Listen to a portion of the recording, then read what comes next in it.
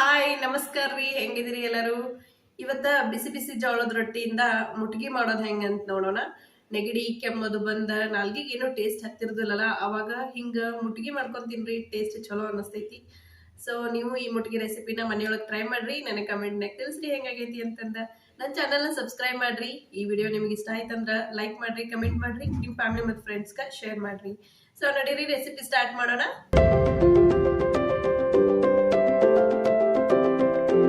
ಈ ಮುಟ್ಗಿ ಮಾಡೋಕೆ ಫ್ರೆಶ್ ಆಗಿ ಮಸಾಲೆ ರೆಡಿ ಮಾಡ್ಕೊಳ್ಳೋಣಂತ ಒಂದು ಖಾರದ ಕಲ್ಲೊಳಗೆ ಅರ್ಧ ಸ್ಪೂನಷ್ಟು ಜೀರಿಗೆ ಹಾಕ್ಕೊಂಡು ಪೌಡ್ರ್ ಮಾಡ್ಕೊತೀನಿ. ಜೀರಿಗೆ ಪೂರ್ತಿ ಫೈನಾಗಿ ಏನು ಪೌಡ್ರ್ ಹಾಕೋದು ಬೇಡ, ಹಿಂಗೆ ತರಿಯಾಗಿ ಇದ್ರೆ ಸಾಕಿದು. ಆಮೇಲೆ ಮುಟ್ಗಿ ಮಾಡೋ ಮುಂದೆ ಹಿಂಗೆ ಜೀರಿಗೆನ ಫ್ರೆಶ್ ಆಗಿ ಅರ್ಧ ಮುಟ್ಗಿ ಮಾಡಿದ್ರೆ ಚಲೋ ಫ್ಲೇವರ್ ಬರ್ತೈತಿ ಜೀರಿಗೆದ. ಸೊ ನೋಡಿರಿ, ಇಷ್ಟ ಪೌಡ್ರ್ ಆದ್ರೆ ಸಾಕು. ನೆಕ್ಸ್ಟ್ 3ರಿಂದ 4 ಹಸಿ ಮೆಣಸಿನ್ಕಾಯಿ ಹಾಕ್ಕೊಳಕತ್ತೀನಿ. ಒಂದು ಸ್ವಲ್ಪ ಬೆಳ್ಳುಳ್ಳಿ ಹಾಕ್ಕೊಳಕತ್ತೀನಿ, 4-5 ಕರಿಬೇವಿನ ಎಲೆ ಹಾಕ್ಕೊಂಡೀನಿ. ಆಮೇಲೆ ಅರ್ಧ ಸ್ಪೂನಷ್ಟು ಉಪ್ಪು ಹಾಕಿ ಫೈನಾಗಿ ಪೇಸ್ಟ್ ಮಾಡ್ಕೊತೀನಿ. ಖಾರದ ಕಲ್ಲೊಳಗೆ ಏನಾದರೂ ಮಸಾಲೆ ಹಿಂಗೆ ರೆಡಿ ಮಾಡ್ಕೊಳ್ಳುವಾಗ ಒಂದು ಅರ್ಧ ಸ್ಪೂನಷ್ಟು ಉಪ್ಪು ಹಾಕಿದ್ರೆ ಮಸಾಲೆ ಬೇಗ ಸಣ್ಣ ಆಗ್ತೈತಿ. ಆಮೇಲೆ ನಿಮ್ಮ ಮನೆಯಲ್ಲೇ ಇಂಥ ಖಾರದ ಕಲ್ಲು ಇಲ್ಲ ಅಂತಂದ್ರೆ ನೀವು ರೆಡಿ ಇದ್ದಿದ್ದು ಒಂದು ಸ್ವಲ್ಪ ಹಸಿಮೆಣ್ಸಿನ್ಕಾಯಿ ಪೇಸ್ಟ್, ಸ್ವಲ್ಪ ಬೆಳ್ಳುಳ್ಳಿ ಪೇಸ್ಟ್, ಜೀರಿಗೆ ಪೌಡ್ರು, ಒಂದು ಸ್ವಲ್ಪ ಉಪ್ಪು, ಆಮೇಲೆ ಕೊತ್ತಂಬರಿ ಮತ್ತು ಕರಿಬೇವನ್ನ ಹಾಕಿ ಈ ಮಸಾಲಾನ ರೆಡಿ ಮಾಡ್ಕೋಬೋದು.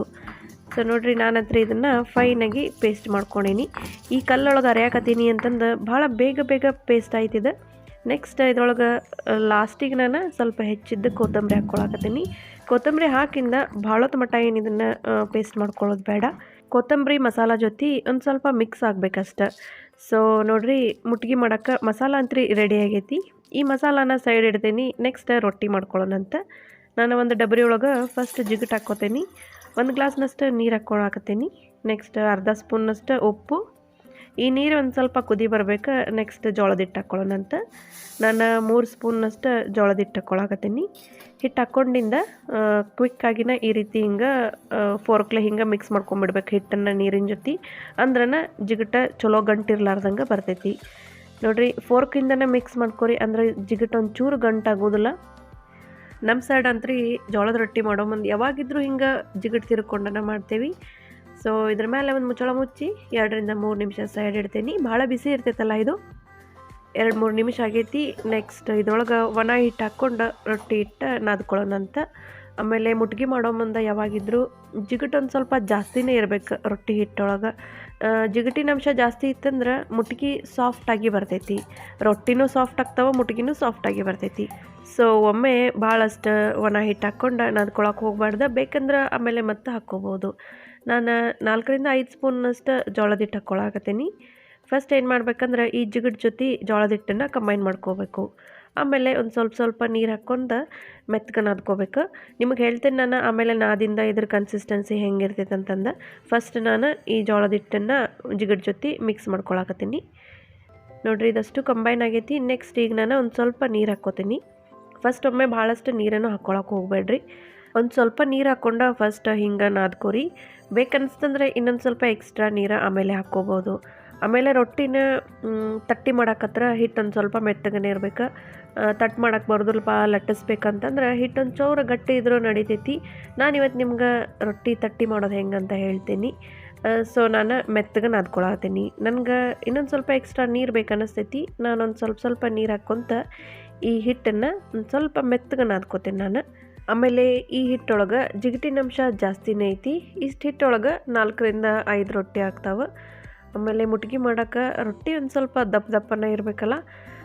ತೆಳ್ಳನ್ನು ರೊಟ್ಟಿ ಬೇಕಂದ್ರೆ 8ರಿಂದ 10 ರೊಟ್ಟಿ ಆರಾಮ್ಸೆ ಆಗ್ತಾವೆ. ನೋಡಿರಿ, ನಾನು ನೀರು ಹಾಕ್ಕೊಂತ ಒಂದು ಸ್ವಲ್ಪ ಮೆತ್ತಗೆ ನಾದ್ಕೊಡೇನಿ ಈ ಹಿಟ್ಟನ್ನು. ಈ ಹಿಟ್ಟಿನ ಕನ್ಸಿಸ್ಟೆನ್ಸಿ ನೀವು ನೋಡ್ಬೋದು. ರೊಟ್ಟಿ ತಟ್ಟಿ ಮಾಡೋಕತ್ರ ಹಿಟ್ಟು ಇಷ್ಟು ಮೆತ್ತಗನೇ ಇರ್ಬೇಕು. ಅಕಸ್ಮಾತ್ ಲಟ್ಸಿ ಮಾಡ್ತೇವೆ ಅಂತಂದ್ರೆ ಇನ್ನೊಂದು ಸ್ವಲ್ಪ ಗಟ್ಟಿ ಇದ್ರೆ ಸಾಕು. ನೆಕ್ಸ್ಟ್ ಒಂದು ಸ್ವಲ್ಪ ಉಳ್ಳಿ ಹರ್ಕೋತೀನಿ ನಾನು. ಆಮೇಲೆ ಉಳ್ಳಿ ನೋಡಿರಿ, ದೊಡ್ಡದನ್ನು ತೊಗೋಬೇಕು.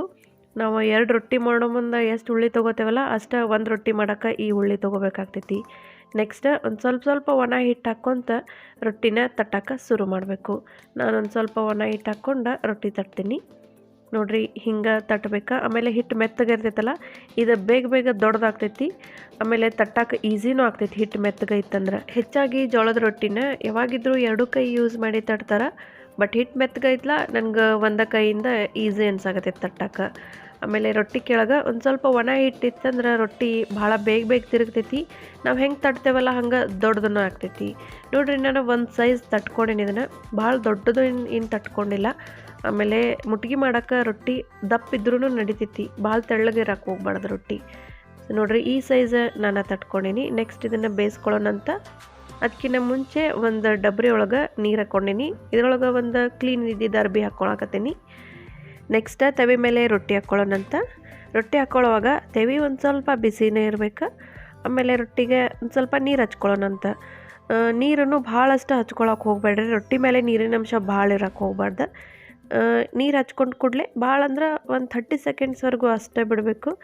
ಈಗ ಗ್ಯಾಸ್ ಹೈ ಫ್ಲೇಮ್ ಇರಬೇಕು. 30 ಸೆಕೆಂಡ್ಸ್ ಬಿಟ್ಟು ಕೂಡಲೇ ಹಿಂಗೆ ಟರ್ನ್ ಮಾಡಿಬಿಡ್ಬೇಕು. ಸೊ ಟರ್ನ್ ಮಾಡಿದ ಕೂಡಲೇ ಒಂದು ನಿಮಿಷದವರೆಗೂ ಇದನ್ನ ಎಲ್ಲ ಸೈಡನ್ನು ಹಿಂಗೆ ಟರ್ನ್ ಮಾಡಿ ಬೇಯಿಸ್ಬೇಕು.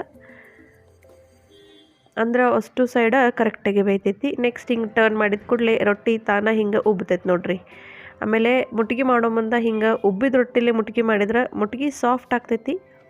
ಈ ರೊಟ್ಟಿ ಉಬ್ಲಿಲ್ಲ ಅಂತಂದ್ರೆ ಒಂದು ಅರ್ಬಿ ತೊಗೊಂಡು ಹಿಂಗೆ ಪ್ರೆಸ್ ಮಾಡಿರಿ, ತಾನ ಉಬ್ತೈತಿ.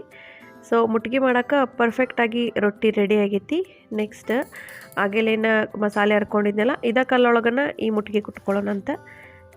ಬಿಸಿ ಬಿಸಿ ರೊಟ್ಟಿನ ಹಾಕ್ಕೊಳತ್ತೀನಿ ನಾನು. ಇನ್ನೊಂದು ಅರ್ಧ ಎಕ್ಸ್ಟ್ರಾ ರೊಟ್ಟಿ ಇದ್ರೊಳಗೆ ಸೇರಿಸ್ಕೊಳಕತ್ತೀನಿ.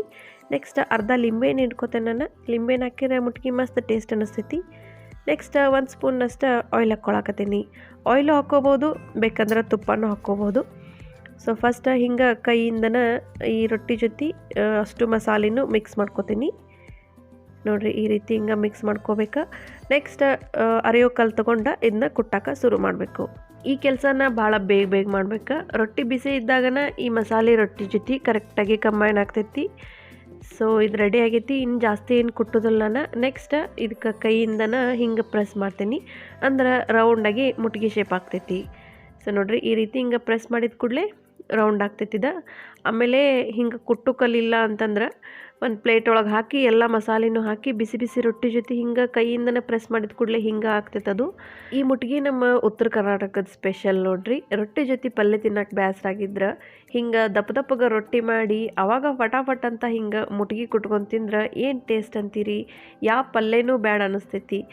ಸೊ ನೀವು ಈ ಮುಟ್ಗಿ ರೆಸಿಪಿನ ಮನೆಯೊಳಗೆ ಟ್ರೈ ಮಾಡಿರಿ, ನನಗೆ ಕಮೆಂಟ್ನಾಗ ತಿಳಿಸ್ರಿ ಹೆಂಗಾಗೈತಿ ಅಂತಂದು. ನಾನು ಪ್ರೀವಿಯಸ್ ಒಂದು ವಿಡಿಯೋದಾಗ ಕಟಕ್ ರೊಟ್ಟಿ, ಜೋಳದ ರೊಟ್ಟಿ ಮತ್ತು ಸಜ್ಜಿ ರೊಟ್ಟಿ ಮಾಡೋದು ಹೆಂಗಂತ ಹೇಳೀನಿ, ಲಟ್ಟಿಸ್ ಮಾಡೋದು ಹೆಂಗಂತ ಹೇಳೀನಿ. ಸೊ ಆ ವಿಡಿಯೋದ ಲಿಂಕನ್ನು ನಾನು ಡಿಸ್ಕ್ರಿಪ್ಷನ್ ಬಾಕ್ಸ್ ಒಳಗೆ ಶೇರ್ ಮಾಡಿರ್ತೀನಿ, ಚೆಕ್ ಮಾಡಿರಿ ಒಮ್ಮೆ. ನನ್ನ ಚಾನಲ್ನ ಸಬ್ಸ್ಕ್ರೈಬ್ ಮಾಡಿರಿ. ಈ ವಿಡಿಯೋ ನಿಮಗೆ ಇಷ್ಟ ಆಯ್ತಂದ್ರೆ ಲೈಕ್ ಮಾಡಿರಿ, ಕಮೆಂಟ್ ಮಾಡಿರಿ, ನಿಮ್ಮ ಫ್ಯಾಮ್ಲಿ ಮತ್ತು ಫ್ರೆಂಡ್ಸ್ಗೆ ಶೇರ್ ಮಾಡಿರಿ. ನೆಕ್ಸ್ಟ್ ಇನ್ನೊಂದು ಹೊಸ ರೆಸಿಪಿಯೊಂದಿಗೆ ನಿಮ್ಮನ್ನು ನಾನು ಭೇಟಿ ಆಗ್ತೀನಿ. ಧನ್ಯವಾದಗಳು.